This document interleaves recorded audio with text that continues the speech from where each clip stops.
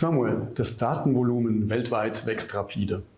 Einer der Treiber für dieses Wachstum ist die künstliche Intelligenz und ihre Anwendungen. Für diese Anwendungen braucht es auch mehr und mehr Rechenzentrumskapazitäten. Auf der anderen Seite haben Rechenzentren momentan sehr große Herausforderungen, was das Thema Senkung der Betriebskosten angeht, was das Thema Umweltaspekte angeht und auch der Fachkräftemangel ist natürlich ein dominierendes Thema gegenwärtig. Und das ist der Moment, an dem du ins Spiel kommst, der bei Rosenberger OSI für das Thema Services und die Entwicklung der Services zuständig ist. Rosenberger OSI ist ja schon seit langer Zeit im Bereich der Dienstleistungen im Rechenzentrumsumfeld tätig. Kannst du uns ganz kurz beschreiben, welche Services wir dem Kunden anbieten können? Hallo, gerne. Also die Dienstleistungen gruppieren sich um kurzfristige Services und langfristige Dienstleistungen, wenn man so will.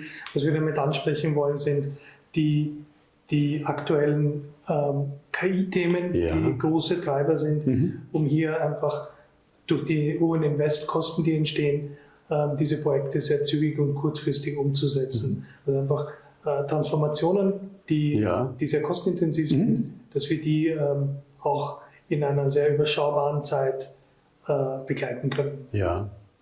Das sind die kurzfristigen und du sprachst auch von langfristigen? Richtig. Die langfristigen, das sind so die Themen, die klassisch in die Übernahme von Betriebsprozessen im RZ-Umfeld gruppiert sind. Also wo wir tatsächlich über einen langfristigen oder mittelfristigen Lebenszyklus die Übernahme von diesen Betriebsprozessen im RZ-Umfeld übernehmen und im Sinne des Kunden gestalten.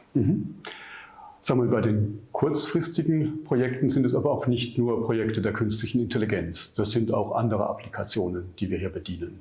Richtig. Es geht hier allgemein um Projekte oder Investitionsvorhaben, die durch hohe Kosten kategorisiert sind, die wir aber dadurch, dass eben halt so eine Aufmerksamkeit da sein wird beim Kunden, das ist auch in unseren Anwendungsfällen unsere Beobachtung, haben wir die Möglichkeit gesehen, aus unseren Erfahrungswerten, dies mit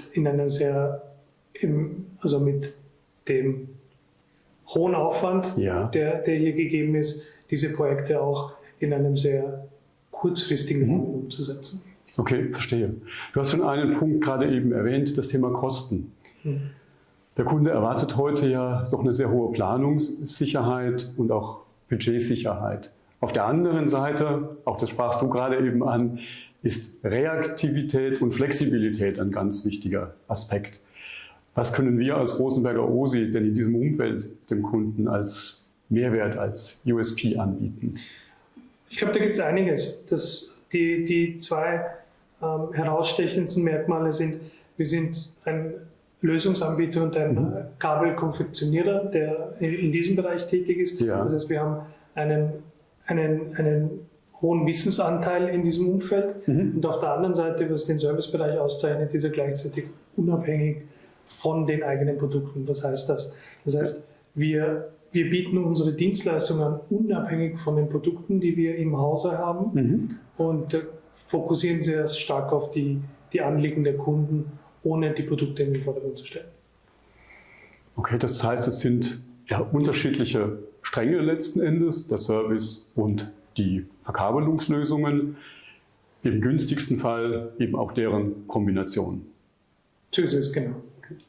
Samuel, dann ganz herzlichen Dank für den Überblick, den du uns heute gegeben hast zum Thema Services, Angebote im Bereich der Dienstleistung von Rosenberger OSI. Herzlichen Dank dafür. Danke auch gerne.